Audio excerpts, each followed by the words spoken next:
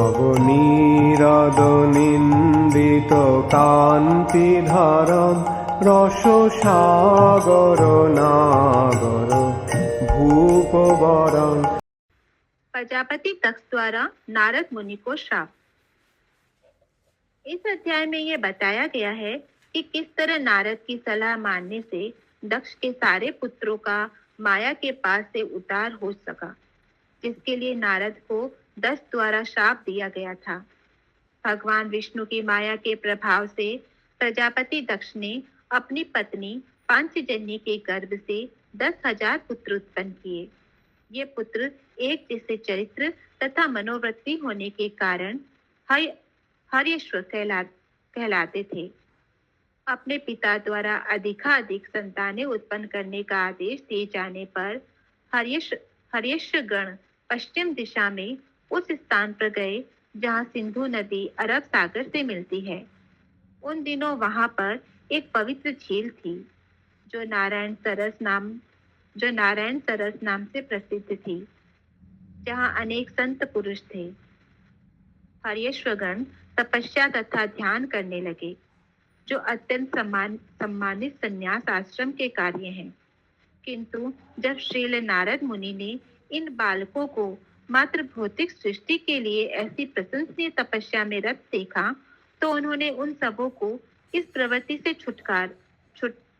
छुटाने का विचार किया। नारद मुनि ने इन बालकों को उनके जीवन के परम लक्ष्य के विषय में बताया और उन्हें सलाह दी कि वे संतानें उत्पन्न करने के लिए सामान्य कर्मी न बने। इस तरह दक्ष के सारे पुत्र प्रबुद्ध हो गए और वापस न लौटने के विचार से उन्होंने उस स्थान का त्याग कर दिया। पुत्रों की बहुत इंटरेस्टिंग है। नारद मुनि ने देखा कि इतना तपस्या कर रहा है ये सब बच्चे, कितना 10,000, और किस लिए? सृष्टि के लिए। सोचिए आप लोग बहुत अच्छा देखा कोई पोटेंसी बच्चे में, तो क्या आप लोग वृंदा गार्डन ज्वाइन नहीं करेंगे? तो वही नारद मुनि ने वही करा दिया। देखा इतना ऑस्टेरिटी कर पा रहे हैं इन लोग, तो इन लोग को तो भक्ति में लगाना चाहिए। आगे। पुत्रों की हानि पर प्रजापति दक्ष अत्यंत दुखी थे और उन्होंने अपनी पत्नी पांचजन्य के गर्भ से 1,000 पुत्र और उत्पन्न किए और उन्हें संतानें बढ़ाने के लिए आदेश दिया। इन पुत्रों का नाम शवलाश्व रखा गया, जो संतानें उत्पन्न करने के लिए भगवान विष्णु की पूजा करने में लग गए। किंतु नारद ने उन्हें संतानें न उत्पन्न करने तथा साधु बनने के लिए आश्वस्त किया। हरे कृष्ण। तो पहला 10,000 का नाम क्या था? हर्यश्वस। उनको तो साधु बना दिया नारद मुनि। अभी सेकेंड सेट फिर से उन्होंने, सेकेंड सेट का नाम के कितने बच्चे वो लिखा नहीं है, आएगा शायद, वो भी शायद 10,000 था। 1,000 ना, 1,000। तो ये सेकेंड सेट का नाम है सावलाश्वस। तो मालूम है इनको क्या बोला था नारद मुनि ने? एक ही सेंटेंस बताया कि हम लोग को छोटे भाई को दादा का रास्ता फॉलो करना चाहिए, बड़े भाई का रास्ता फॉलो करना चाहिए, यही शिक्षा देता है शास्त्र। बस इतना ही बताया। तो बड़े भाई लोग कहाँ गया था? साधु बन गया था। बड़े भाई लोग कौन है? सबलाश्वस का बड़े भाई कौन है? हर्यश्वस है ना? तो बोला छोटा भाई का कर्तव्य है बड़ा भाई का जो रास्ता चुना वही फॉलो करना, और कुछ नहीं बोला नारद मुनि ने। और इन लोग तो बहुत आदेश पालन किया, एकदम चला गया। बड़े भाई लोग क्या रास्ता फॉलो किया? साधु बन गया था, वो लोग भी साधु बन गया। क्लियर है? आगे। 2 बार जनसंख्या बढ़ाने के लिए अपने प्रयासों को विफल होते देख प्रजापति दक्ष नारद मुनि पर अतीव क्रुद्ध हुए और उन्हें ये कहते हुए श्राप दिया कि भविष्य में वे किसी भी स्थान में ठहर सकने में समर्थ न हो सके। क्योंकि पूर्ण योग्य होने से नारद मुनि सहिष्णु थे, अतः उन्होंने दक्ष का श्राप स्वीकार कर लिया। हरे कृष्ण। तो दक्ष ने ऐसा श्राप क्यों दिया कि नारद मुनि एक जगह नहीं रह पाएगा? क्यों? कौन बता पाएगा? क्यों ऐसा श्राप दिया दक्ष ने? Yes, Anjana Mata ji, what is the logic behind giving this kind of curse? आप एक जगह में ज्यादा देर नहीं रुक पाएंगे। क्योंकि दक्ष को प्रजा उन्होंने सन्यास का वो कर दिया था, बोला था करने के लिए, क्योंकि नारद जी जहाँ पे भी जाते हैं वहां भक्त बनाते हैं, और दक्ष को तो जनसंख्या बढ़ाने का वो बताया गया था, इसी वजह से। तो ज्यादा देर रहने से क्या होगा? भक्त बनाएंगे, सब भक्त बनेंगे। हाँ, करेक्ट। इसलिए ज्यादा समय नहीं देगा। ज्यादा समय देने से प्रीचिंग करेगा, सबको डिवोटी बना देगा, प्रोजेनी नहीं होगा। इसीलिए बोला कि आप एक जगह ज्यादा देर नहीं रह पाइए। ठीक, क्लियर है? तो अभी हम लोग श्रील प्रभुपाद का प्रणाम मंत्र सब अनम्यूट करके बोलकर ये अध्याय का शुभारंभ करेंगे। नमो प्रभुपादाय वेदांत स्वामी नमस्ते सरस्वती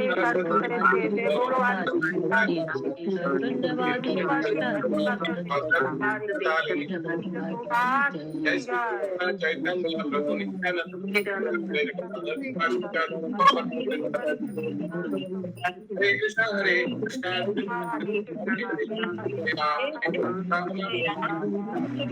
राम राम हरे हरे। हरे कृष्णा, दंडवत प्रणाम। हम लोग श्रीमद् भागवतम के 6ठे स्कंद में हैं। आज हम लोग 5वां अध्याय शुभारंभ करेंगे। Shrimad Bhagavatam 6th canto chapter number 5। आज हम लोग चैप्टर नंबर 5 का श्लोका नंबर 1 से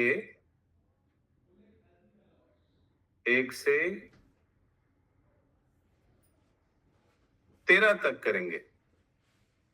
ओके,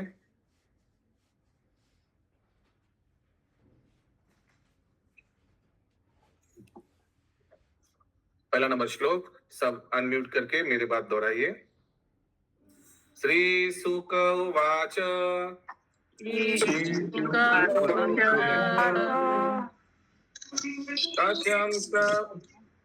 वाह, बहुत सुंदर। ये सब अनवांटेड आवाज क्यों आ रहा है? तस्यां च पंचजन्यं वै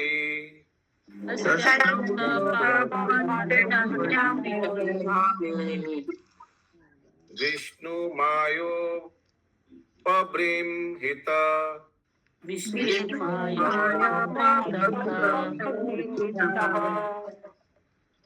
हर्यश्व संज्ञान अयुतम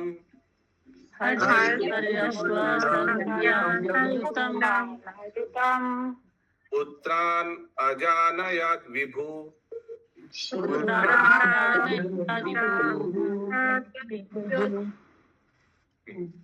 अभी से निवेदन है, बेफिजूल के म्यूट अनम्यूट ना करे कोई। बैकग्राउंड कुछ आवाज नहीं आना चाहिए। अगर किसी का बैकग्राउंड में आवाज आ रहे हैं तो अनम्यूट मत करिएगा। अगले 45 मिनट बहुत अच्छा से हाई क्वालिटी श्रवण सबको करना है। यस, नंदिनी माता जी, अनुवाद। श्रील सुखदेव गोस्वामी ने कहा, भगवान विष्णु की माया से प्रेरित होकर प्रजापति दक्ष ने पांचजन्य अस्कनी के गर्भ से 10,000 पुत्र उत्पन्न किए। हे राजन, ये पुत्र हर्यश्व कहलाए। सो ये हर्यश्व एक साथ कलेक्टिव, जैसे 5 पांडु के पुत्रों को क्या बोला जाता है? पांडव। ओके ओके, ठीक है।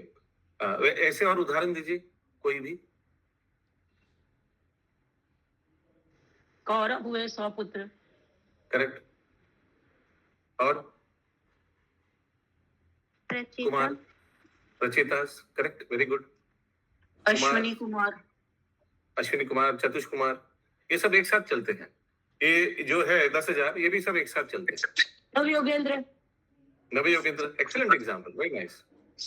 ओके, सो ये हरे कृष्ण प्रभु, तो ये जो 10,000 पुत्र थे, ये वन टाइम है ना डिफरेंट टाइम में है? दिया नहीं है, मालूम नहीं है, दिमाग लगाना नहीं है। अच्छा, है ना, तो दिया नहीं, दिमाग नहीं लगाने का।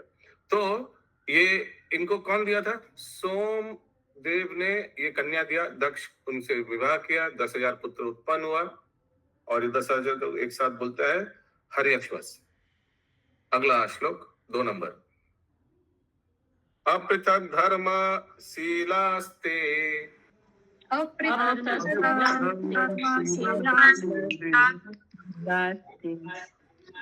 सर्वे दक्षायना नृपा सर्वे पित्रा प्रोक्ता प्रजा सर्गे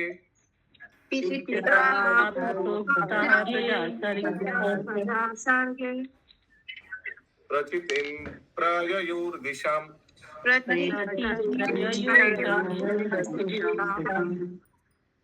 या सभी से निवेदन है, कृपया एक साथ रिपीट कीजिए। कोई कोई भक्त बहुत लेट स्टार्ट करता है। यस माता जी। हे राजन, प्रजापति दक्ष के सारे पुत्र समान रूप से अत्यंत विनम्र तथा अपने पिता के आदेशों के प्रति आज्ञाकारी थे। जब उनके पिता ने संतानें उत्पन्न करने के लिए उन्हें आदेश दिया तो वे सभी पश्चिमी दिशा की ओर चले गए। हरे कृष्ण। और एक बार।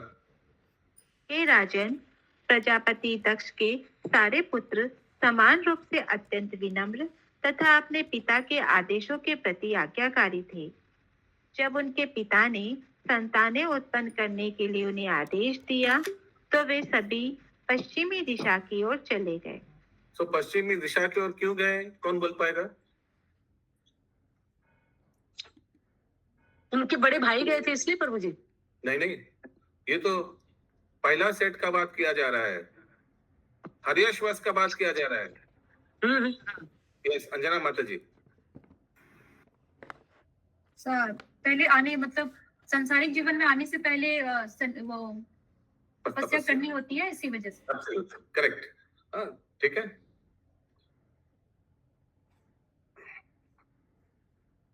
और इन लोग का क्या गुण था? पहला सेंटेंस पे दिया है, बताइए। ये 10,000 का क्या गुण था? इन लोग अत्यंत विनम्र और पिता के आदेश का पालन करने वाले आज्ञाकारी थे। या वेरी नाइस। अगला श्लोक 3 नंबर। पश्चिम गए प्रभु, सुन नहीं पाए। पश्चिम क्यों गए ये तो लिखा नहीं है। पश्चिम की ओर पिताजी ने बोला तो चले गए, तपस्या करने गए। सांसारिक जीवन में प्रवेश करने के आगे तपस्या करने के लिए गए। तीसरा श्लोक सब दोहराइए, सब दोहराइए। ओके, कोई भी म्यूट में मत रहिए, सब एक साथ क्लास के साथ चलिए। तत्र नारायण सरास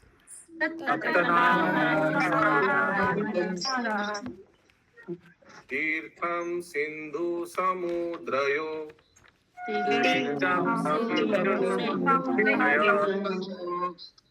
संगमो यत्र सुमहान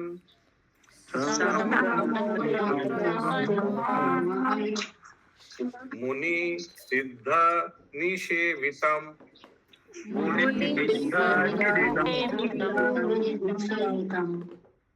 ये सची सुतनाथ श्रीवास प्रभु।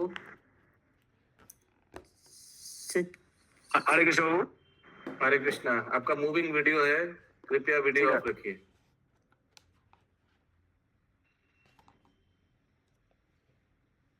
अनुवाद।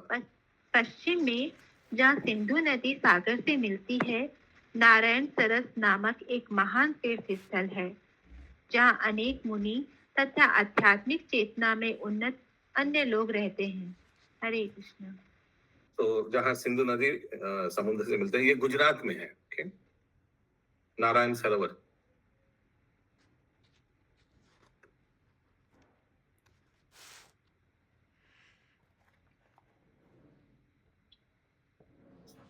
श्लोक की संख्या 4 और 5 एक साथ है। तो देखिए, ये स्थान का क्या खासियत है? गूगल हाथ उठाकर बोलिए कोई। ये संजना माता जी। वहाँ पे सभी आध्यात्मिक जीवन का ये करने मुनि लोग रहते हैं, मतलब मुनि सभी आध्यात्मिक तपस्या करते हैं। करेक्ट, इसीलिए इस स्थान इन लोग ने, पिताजी ने चुना, दक्ष ने। अगला श्लोक। तदुपाश्पार्शनादेव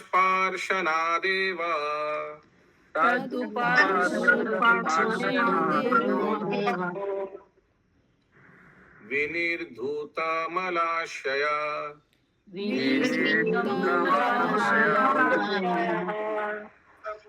धर्मे पारमहंस्य च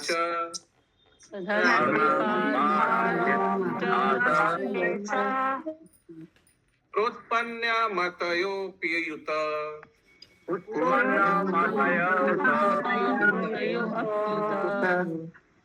तेपिरे तप एवोग्राम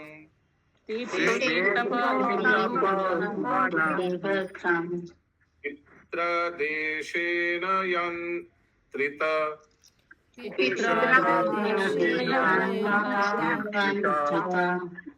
प्रजा विवृद्धये यत्तान्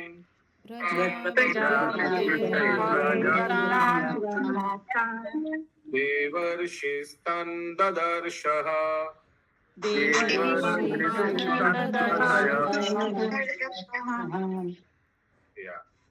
या तुरंत म्यूट कर देने का, एक बार रिपीट करने के बाद तुरंत म्यूट कर देने का। यस माता जी। उस स्थान में हर्यश्वरगण नियमित रूप से नदी का जल स्पर्श करने और उसमें स्नान करने लगे। धीरे धीरे अत्यधिक शुद्ध हो जाने पर वे परमहंसों के कार्यों के प्रति उन्मुख हो गए। फिर भी चूंकि उनके पिता ने उन्हें जनसंख्या बढ़ाने का आदेश दिया था, अतः पिता की इच्छा पूर्ति के लिए उन्होंने कठिन तपस्या की। एक दिन जब महर्षि नारद ने इन बालकों को जनसंख्या बढ़ाने के लिए ऐसी उत्तम तपस्या करते देखा तो वे उनके निकट आए। हरे कृष्ण।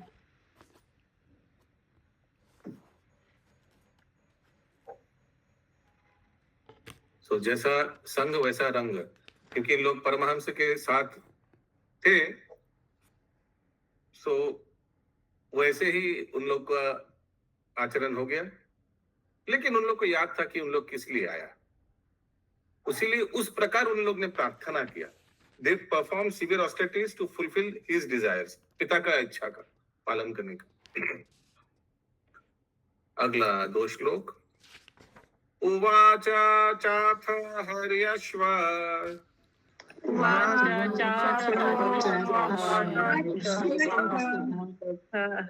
कथं शाक्ष्य यथा वै प्रजा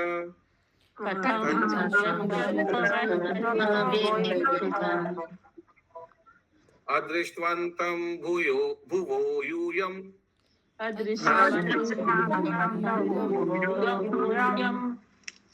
बालिशा बटपालका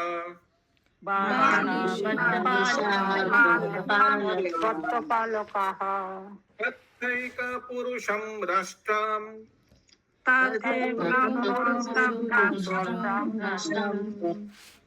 बिलं चादृष्ट निर्गमम्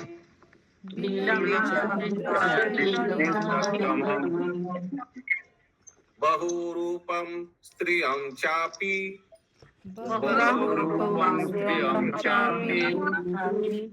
उमां सम्पुं चलीपतिम्।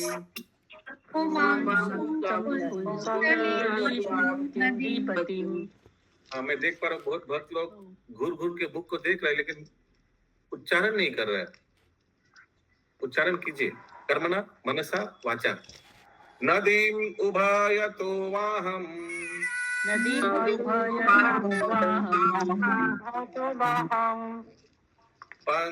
पंचभूतं गृहम्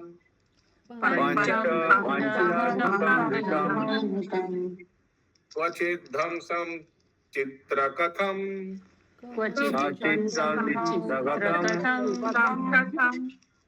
शौरपाव्यं स्वयं भ्रमी।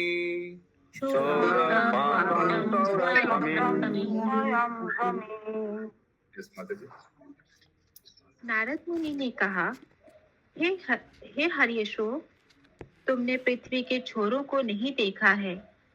एक ऐसा राज्य है जिसमें केवल एक व्यक्ति रहता है और उसमें जहाँ एक छेद है, उसमें से भीतर घुसने वाला कभी निकलकर बाहर नहीं आता। वहां पर एक स्त्री है जो अत्यंत कुमार्गी साध्वी है और वह नाना प्रकार के आकर्षक वस्त्रों से अपने को सुसज्जित करती है। और वहां जो पुरुष रहता है वह उसका पति है। उस राज्य में एक नदी है जो दोनों दिशाओं में बहती है।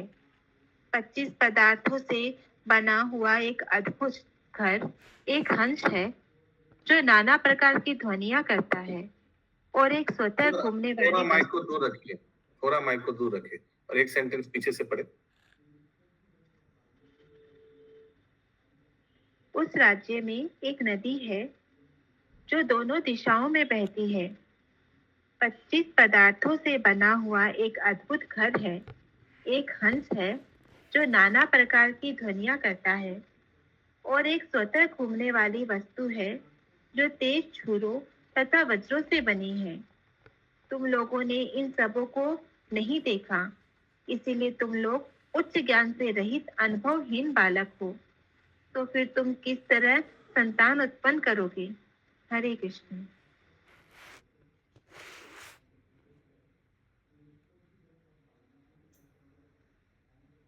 ओके, सो आप लोग ने ऐसे दिखा नहीं, इसीलिए आप लोग किस तरह संतान उत्पन्न करोगे, जैसे नारद मुनि ने हरियश्वस को बोला। ये एक एक चीज का एक्चुअली बहुत सिंपल है, ये एनालॉजी तो बहुत सिंपल है, बहुत लोगों को समझ भी आ रहा है। अनुवाद में देखते हैं तात्पर्य। सॉरी। नारद मुनि ने देखा कि हर्यश्वर नामक बालक पहले से शुद्ध हो चुके थे, क्योंकि वे तीर्थ स्थान में रह रहे थे और वे एक तरह से मुक्ति पाने वाले थे। तो फिर उन्हें उस ग्रस्त जीवन में बंधने के लिए क्यों प्रोत्साहित किया जाए, जो इतना अंधकार में है कि एक बार प्रवेश करने पर इसे छोड़ा नहीं जा सकता। इस रूपक के माध्यम से नारद मुनि ने उन्हें इस पर विचार करने के लिए कहा कि ग्रस्त जीवन में बंधने के लिए उन्हें अपने पिता के आदेश का पालन क्यों करना चाहिए। परोक्ष रूप में नारद मुनि ने उनसे अपने हृदयों के भीतर परमात्मा या भगवान विष्णु की स्थिति ढूंढने के लिए कहा, क्योंकि तभी वे सही अर्थ में अनुभवी होंगे। दूसरे शब्दों में, जो व्यक्ति इस भौतिक परिवेश में बुरी तरह लिप्त है और अपने हृदय के भीतर नहीं झांकता, वह अधिकाधिक माया से बद्ध होता है। नारद मुनि का उद्देश्य प्रजापति दक्ष के पुत्रों का ध्यान सामान्य किंतु प्रजनन के जटिल मामलों में न उलझाकर आध्यात्मिक साक्षात्कार की ओर मोड़ना था। ऐसी ही सलाह प्रहलाद महाराज ने अपने पिता को दी थी। भागवतम 7.5.5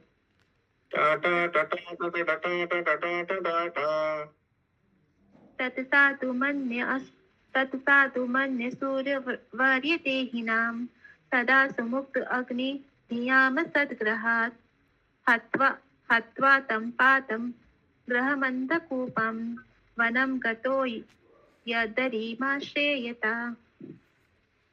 ग्रस्त जीवन के अंधकारपूर्ण कुएं में मनुष्य सदैव चिंताओं से भरा रहता है, क्योंकि वह नश्वर शरीर धारण किए रहता है। यदि मनुष्य अपने को इस चिंता से मुक्त करना चाहता है, तो उसे तुरंत ग्रस्त जीवन त्याग कर वृंदावन में भगवान की शरण ग्रहण करनी चाहिए।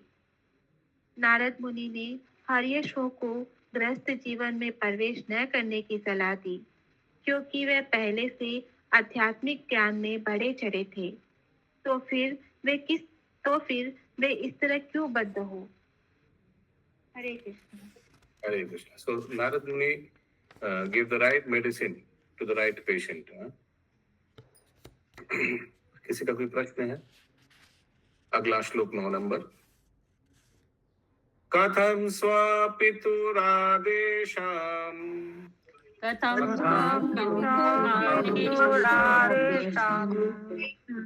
अविद्वंसो विपश्रित्य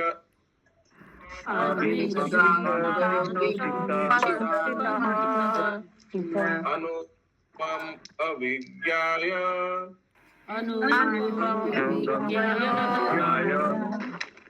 अहो सर्गं करिष्यथा।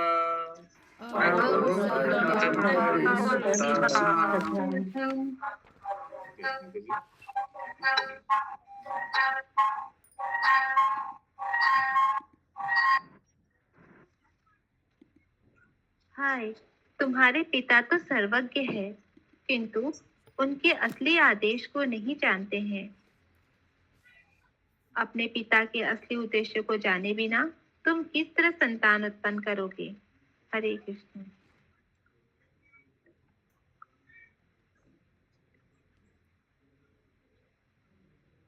देखिए,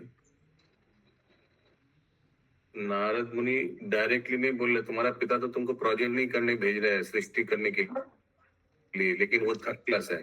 तुम लोग तो बहुत तपस्वी हो, तुम लोग को साधु बनना चाहिए, ये सब गृहस्थ जीवन में नहीं प्रवेश करना चाहिए, ऐसा नहीं बोला। क्यों नहीं बोला?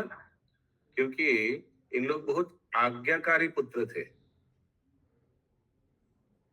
आज्ञाकारी पुत्र थे। तो अगर पिता के अगेंस्ट में कुछ बोलिएगा आज्ञाकारी पुत्रों को, तो क्या आपका बात कभी सुनेगा? नहीं सुनेगा। दक्ष तो किस में दक्ष थे? संतान उत्पन्न करने में दक्ष थे। तो ऐसा व्यक्ति का आदेश सुनना चाहिए? नहीं सुनना चाहिए। वो ऐसे ही आदेश हुआ इनका। दक्ष ने ये हरियश्वस को क्यों भेजा था?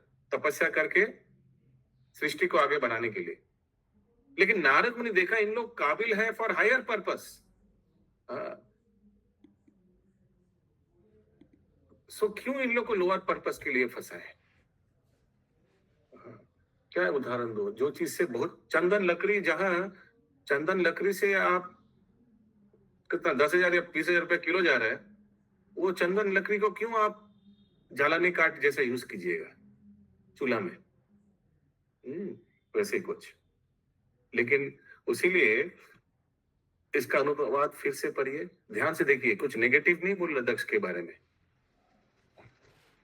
हाय, तुम्हारे पिता तो सर्वज्ञ है, किंतु तुम उनके असली आदेश को नहीं जानते। अपने पिता के असली उद्देश्य को जाने बिना तुम किस तरह संतान उत्पन्न करोगे? अरे उसका पिताजी का असली आदेश यही है कि संतान उत्पादन करो। वो तो खुद ही दक्ष थे, वो अपने जैसे अपना पुत्र को भी बनाना चाहते थे, इसमें कोई संदेह नहीं। यस, प्रीति में नंद प्रिया माता जी। हरे कृष्णा प्रभु जी। प्रभु जी, ये परम पिता के बारे में बोल रहे हैं नारद मुनि डायरेक्टली कि वो सर्वज्ञ हैं और तुम उनके विषय में मतलब जाने बिना कैसे गृहस्थी बनोगे। इनडायरेक्टली परम पिता के बारे में बोल रहे हैं, भगवान के। वाह वाह, very good very good very good, very nice. Correct, इसमें हमारा लिखा है ओरिजिनल फादर। यस, भगवान भगवान भगवान तो सर्वज्ञ है। करेक्ट करेक्ट, अब सही बोला। या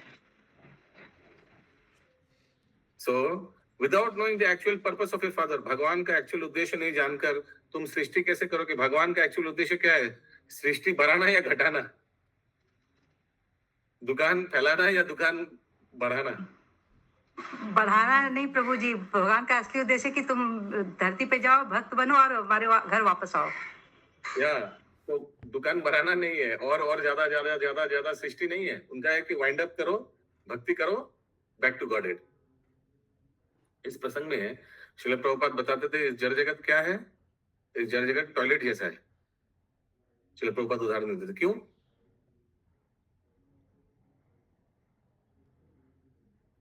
किसी को मालूम है ये उदाहरण? यस प्रभु जी।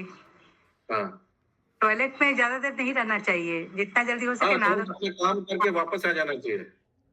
हालांकि कोई कोई उधर वापस वो बैठे रहते हैं, लेकिन वो तुरंत अपना काम करके वापस आ जाना चाहिए ना। It's not a good place to stay for long. वैसे ही जगत है। अगला श्लोक 10 नंबर। श्री शुक वाच, श्री शुक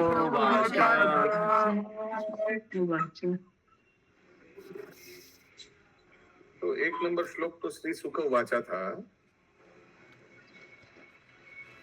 बीच में दूसरा कोई बोला क्या?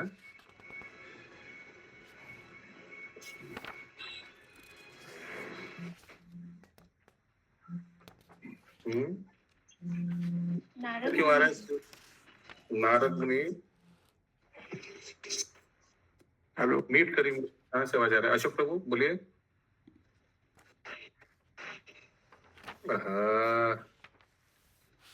ये थोड़ा जिम्मेदारी से म्यूट सात अनम्यूट करना प्रभु जी पड़ेगा। 7 और 8 नंबर में देखिए लिखा है श्री नारद मुनि ने कहा। 7 और 8 नंबर में देखिए। तात्पर्य है ना उसके ऊपर, हम्म, अनुवाद में लिखा है ना श्री नारद मुनि ने कहा। ठीक है। नारद उवाच नहीं हुआ इसीलिए है। तो इसीलिए फिर से सुकुवाचा है। करेक्ट, ठीक है। तो ये सुखदेव गोस्वामी नारद मुनि को कोट कर रहे हैं, करेक्ट? ओके, एक्चुअली टेक्निकली नहीं आना चाहिए था फिर से 10 नंबर की स्त्री सुख। श्लोक में वाच वर्ड लिखा हुआ है प्रभु जी, लेकिन वाच किसने किया है ये नहीं लिखा है, तो उसने कहा, उसका हिंदी वर्ड लिखा है उसने कहा। अब उसने कहा तो ये तो सुखदेव गोस्वामी बोल रहे हैं ना, सुखदेव गोस्वामी नारद मुनि को कोट कर रहे हैं। ठीक है, 10 नंबर। श्री सुख उवाच श्री तन्निशं यथा हर्यश्व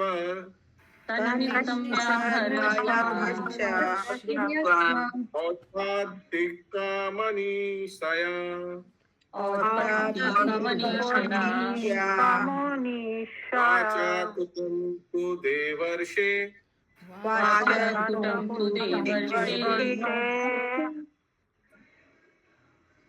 स्वयं विमं श्रुयुर्धिया।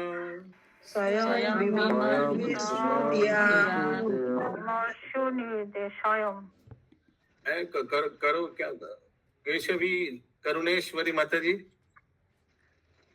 হ্যাঁ প্রভু বলুন। হ্যাঁ, এত স্লো কেন রিপিটে সবাই আগে বেরিয়ে যাচ্ছে?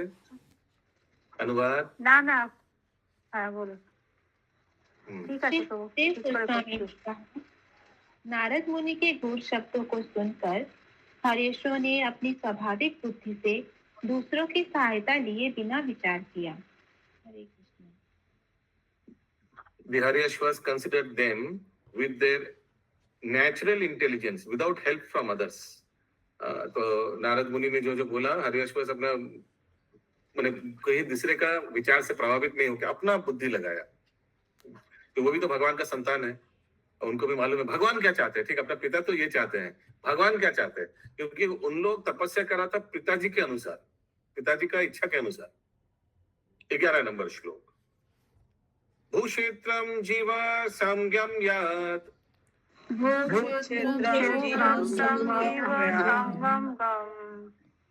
अनादि निज बंधनम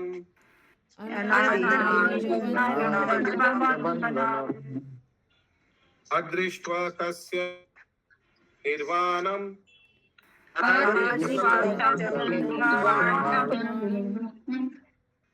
किम सत्कर्मभिर्भवेत्।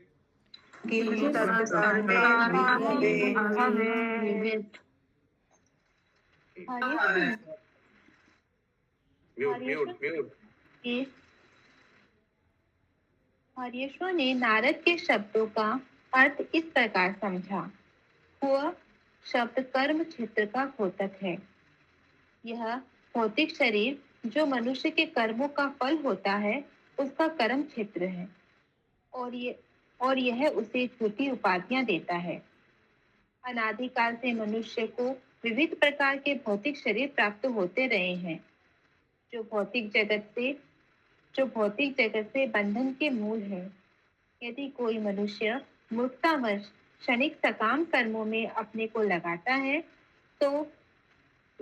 है और इस बंधन को समाप्त करने की ओर नहीं देखता, तो उसको कर्मों का क्या लाभ मिलेगा।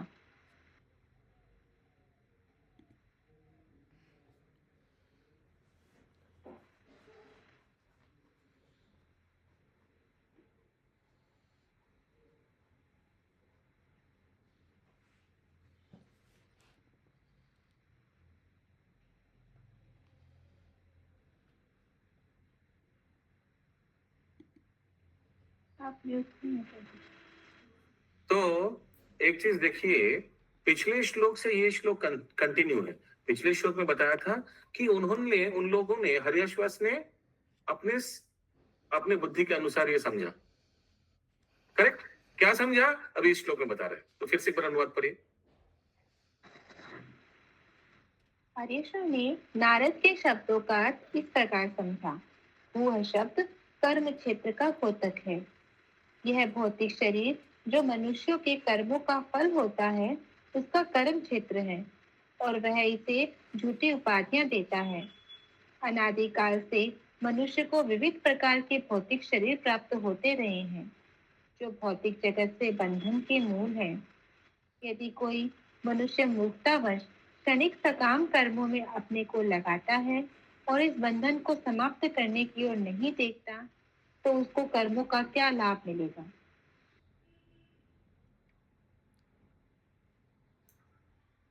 तात्पर्य।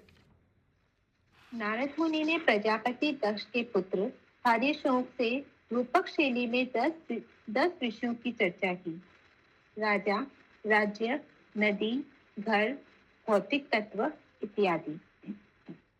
इन सबों पर स्वयं विचार करने के बाद हरीश्वर यह समझ सके कि जीव अपने शरीर में बंधी बनकर सुख ढूंढता है, किंतु वह इसमें रुचि नहीं लेता कि इस बंधन से किस तरह मुक्त हुआ जाए।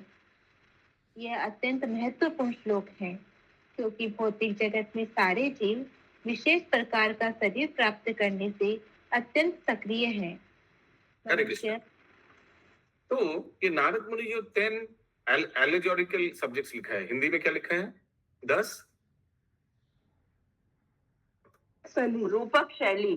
तो ये 10 रूपक शैली ये श्लोक संख्या 8 में दिया है नारद मुनि, जो आप बता रहे थे ना शशि माता जी, नारद मुनि बोला है। तो ये 7 और 8 नंबर श्लोक देखेंगे तो उसमें ये 10 दिया हुआ है। 6 से 8, 6, 7, 8, ये 3 श्लोक में। ठीक है, समझ में आ रहा है भारती माता जी? उसमें देखिए एक एक करके दिया हुआ है 10 ठोक। तो आप लोग पेन या पेंसिल से वो 6, 7, 8 का जो अनुवाद है उसमें एक एक करके लिख सकते हैं। मैं 10 को बताने वाला हूं। एक बार 6, 7, 8 का अनुवाद पढ़िए नंदिनी माता जी।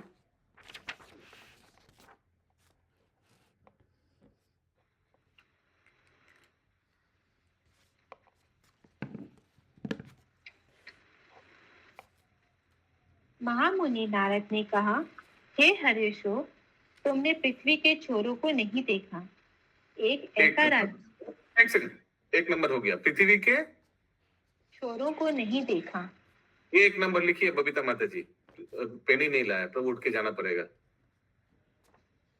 1 नंबर लिखिए पृथ्वी के छोरों को। पेन है बहुत। लिखिए 1 नंबर पृथ्वी के छोरों, 1 नंबर। आगे पढ़िए। एक ऐसा राज्य है जिसमें केवल एक रहता है। एक ऐसा राज्य है, राज्य को 2 नंबर लिखिए। आगे बोलिए। जिसमें एक व्यक्ति रहता है। नहीं, वो कुछ नहीं, आगे बोलिए। और उसमें जहाँ एक छेद है। छेद है, लिखिए गड्ढा, उसमें लिखिए 3 नंबर। आगे। उसमें से भीतर घुसने वाला कभी निकल कर बाहर नहीं आता। आगे। वहां पर एक स्त्री है जो 4 नंबर। 1 सेकेंड, स्त्री को 4 नंबर लिखिए। आगे।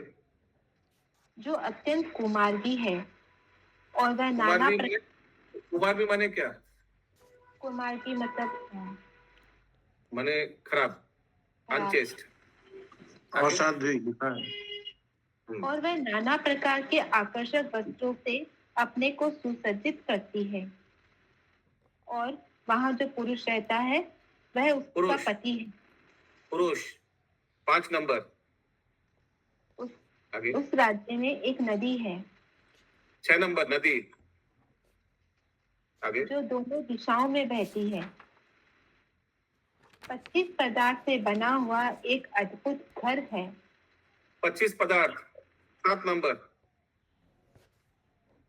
ये नहीं लिखेंगे तो आगे समझने में दिक्कत होगा।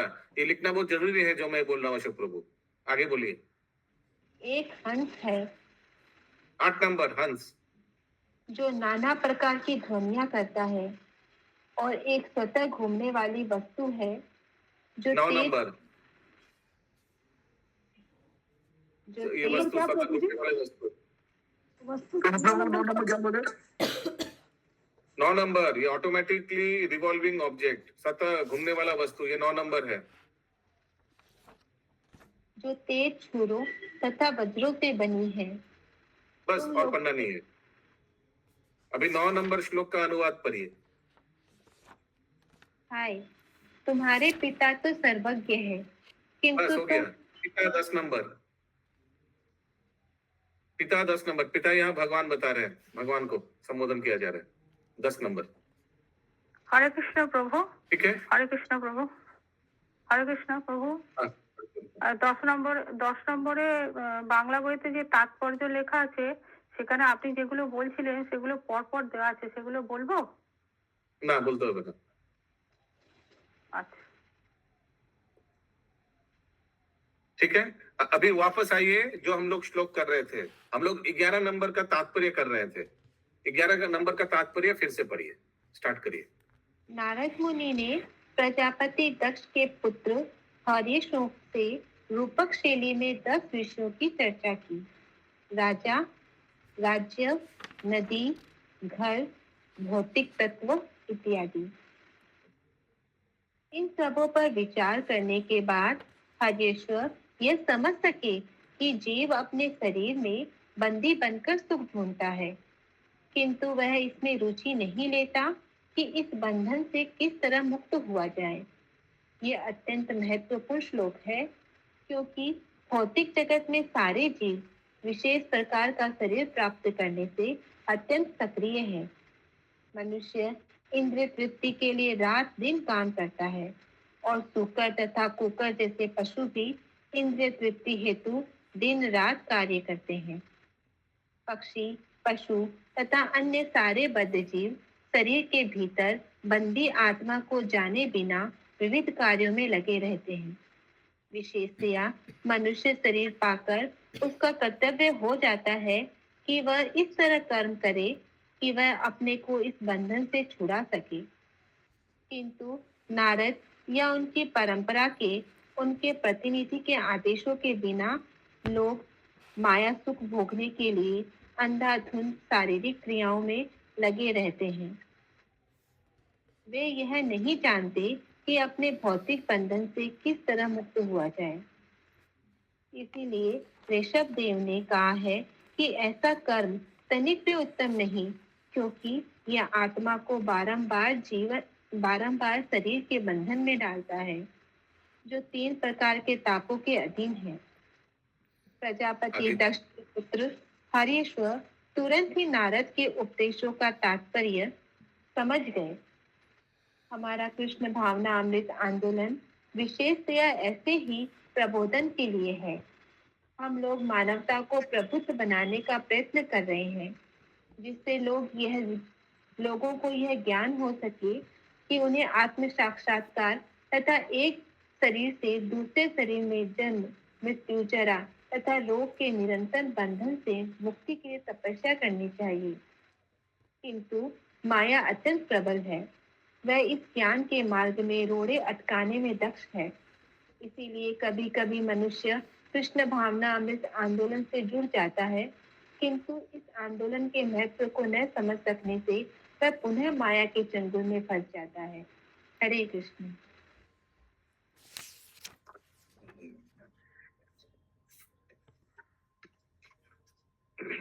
Very strong pervert. अगला श्लोक 12 नंबर। एक एवेश्वरस्तुर्यो,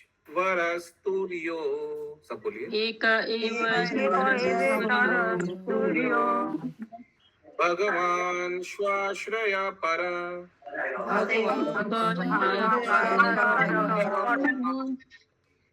तम अदृष्ट्वा भवां पुंसा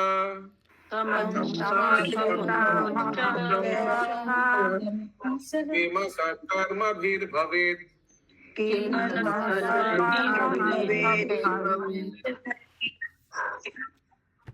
नारद मुनि ने कहा था कि एक ऐसा राज्य है जहाँ केवल एक नर है। हर विष्णु को इस कथन के आशय की अनुभूति हुई। एकमात्र पिता भगवान। Hare Krishna, sound quality is bad. एक बार लॉग आउट करके लॉग इन करिए। नारद मुनि ने कहा बेटा नारद मुनि ने कहा था कि एक ऐसा राज्य है जहाँ केवल एक नर है। हर्षों को इस कथन के आशय की अनुभूति हुई।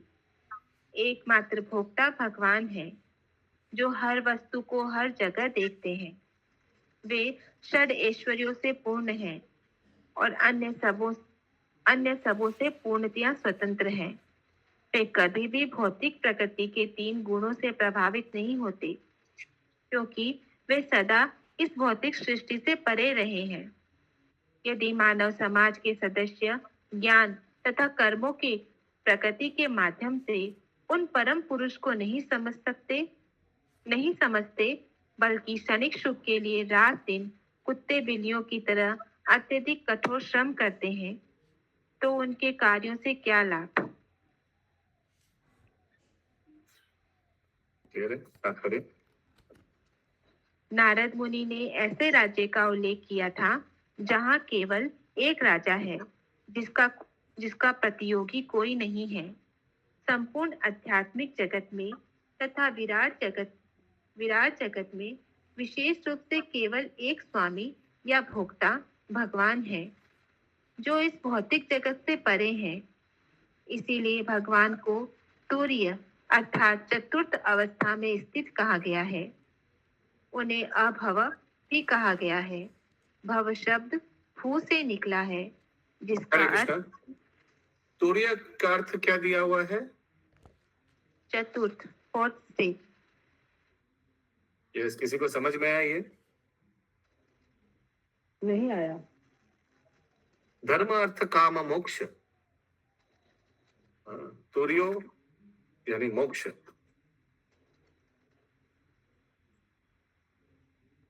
तम अदृष्ट वभम पुंसा।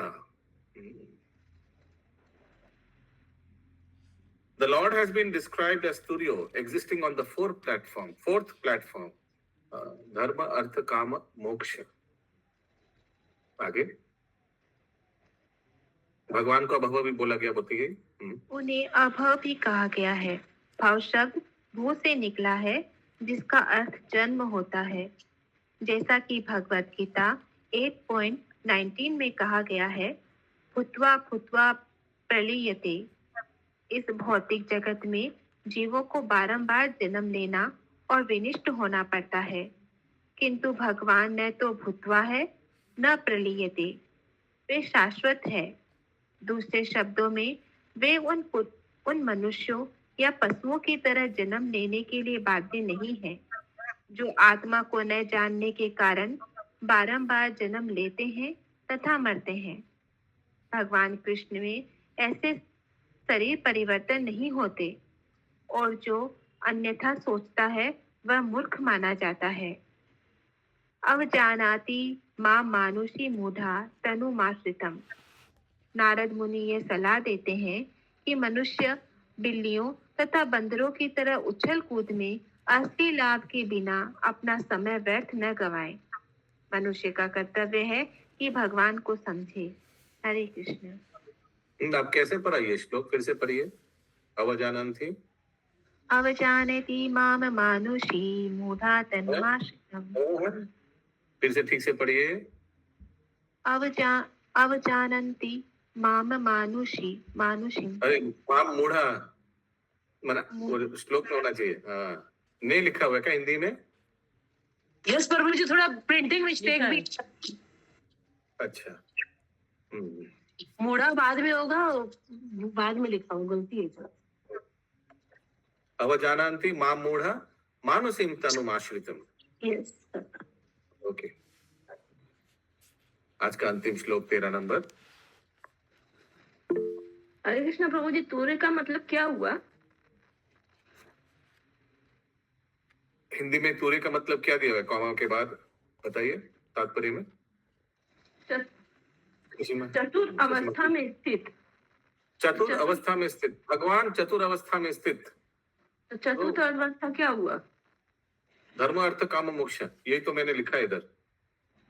मोक्ष। और कुछ लग रहा है आपको? नहीं प्रभु, समझ में नहीं आया, इसीलिए पूछे। यानी कि भगवान हमेशा मुक्त रहते हैं, इसे मुक्ति प्रदानकारी। धर्म अर्थ काम मोक्ष, मोक्ष प्रदानकारी, मुक्ति प्रदानकारी, existing on the fourth platform, English में लिखा है। अंतिम श्लोक 13 नंबर। उमां नैवैति यद्गत्वा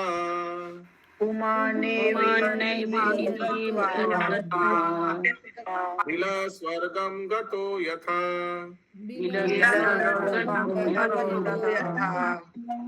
प्रत्यग्धम्म विदा इह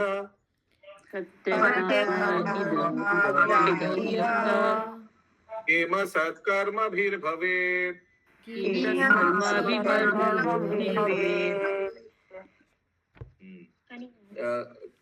मोहन गोविंद प्रभु ने अपने प्रवचन में 3 प्रकार का स्वर्ग का वर्णन किया था बबीता माता जी। क्या है 3 प्रकार का स्वर्ग? हरे कृष्ण प्रभु जी। यस, प्रीतिमानंद प्रिया माता जी को याद है? प्रभु जी, एक स्वर्ग जो देवताओं का होता है, एक भौम स्वर्ग, एक बिल्व स्वर्ग। करेक्ट। अभी पढ़िए अनुवाद। नारद मुनि ने कहा था कि एक बिल या छेद है जिसमें प्रवेश करने के बाद कोई लौटता नहीं। हरेश्वर इस रूपक का अर्थ समझ गए। एक बार जो व्यक्ति पाताल नामक निम्नतर लोकों में प्रवेश करता है, वह मुश्किल से लौटता देखा जाता है। इसी तरह यदि कोई वैकुंठ धाम, प्रत्यक्ष धाम में प्रवेश करता है, तो इस भौतिक जगत में लौट कर नहीं आता। यदि कोई ऐसा स्थान है जहां जाकर मनुष्य इस दुख में भौतिक जीवन में नहीं लौटता, तो फिर नश्वर भौतिक जगत में बंदरों की तरह उछलने कूदने एवं उस स्थान को न देखने या समझने से क्या लाभ? इससे क्या लाभ होगा? तो श्लोक में देखिए, 13 नंबर श्लोक का द्वितीय लाइन देखिए। तो इस भौतिक जगत को बिल्व स्वर्गम गतो यथा, बिल्व स्वर्गम, तो ये एकदम निम्न स्वर्ग जैसा है। यहाँ भोग में सब पड़ा हुआ है, लेकिन निकल नहीं पाएगा इससे। तात्पर्य,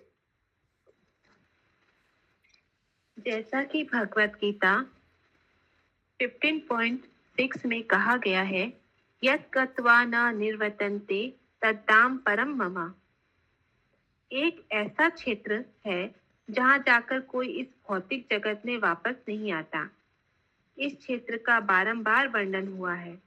भगवत गीता में अन्यत्र 4.9 कृष्ण कहते हैं, जन्म कर्म च मे दिव्यम यो मे वेति तत्वतः ते कत्वा देहं पुनर्जन्म। ठीक से पढ़िए, श्लोक ठीक से नहीं पढ़ रहे आप भक्ति शास्त्री कर रहे हैं क्या महाराज प्रभु का?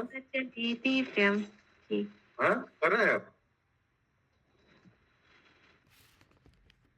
जन्म कर्म च मे दिव्यम एवं यो वेति तत्वतः ते कत्वा देहं पुनर्जन्म। त्वक्त्वा देहं पुनर्जन्म, ते कत्वा देहं ही लिखा हुआ है जी। ते कत्वा, भूल लिखा है दोनों, हिंदी में क्या लिखा है? त्वक्त्वा, त्याग करने का, त्वक्त्वा देहं पुनर्जन्म।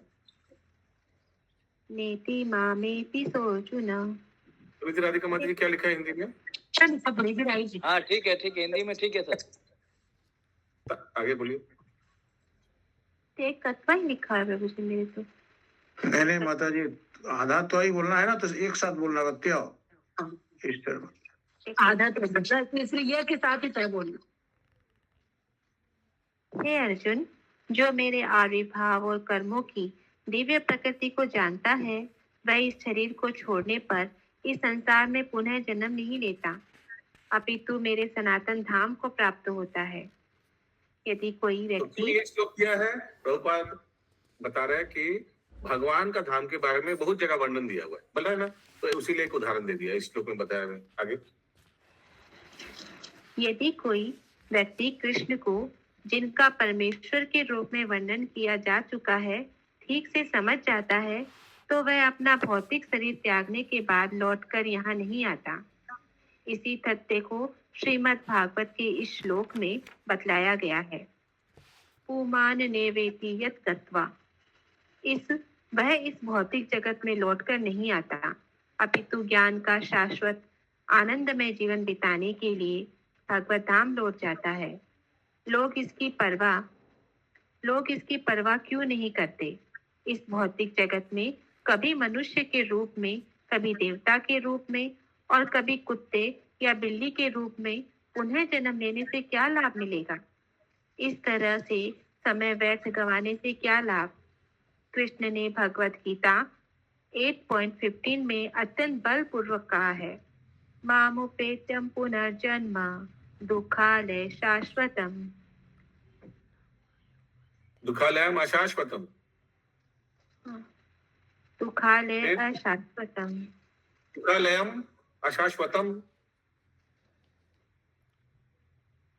नापनुवन्ति महात्माना संस्थिति परमागता। परमाम गता। आगे। मुझे प्राप्त करके महापुरुष जो भक्ति योगी है कभी भी दुखों से पूर्ण इस अनित्य जगत में नहीं लौटते, क्योंकि उन्हें परम सिद्धि प्राप्त हो चुकी होती है। मनुष्य को असली चिंता अपने जन्म मृत्यु के पृष्ठ पेषण से मुक्त करने तथा आध्यात्मिक जगत में परमेश्वर के साथ रहकर जीवन की सर्वोच्च सिद्धि प्राप्त करने की होनी चाहिए। इन श्लोकों में दक्ष के पुत्र बारंबार कहते हैं,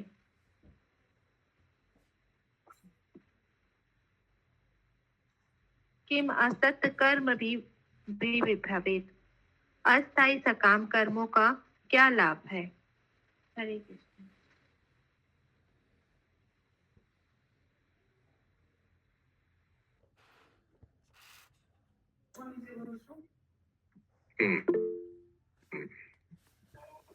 हाँ, बोलिए शशि माता जी।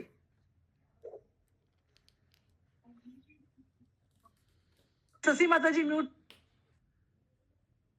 हाँ, तात्पर्य में लास्ट में आया पिष्ट पेषण, एक वर्ड आया है।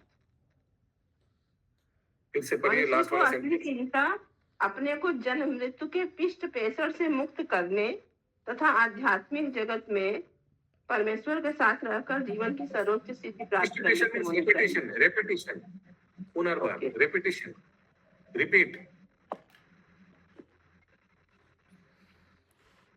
ओके।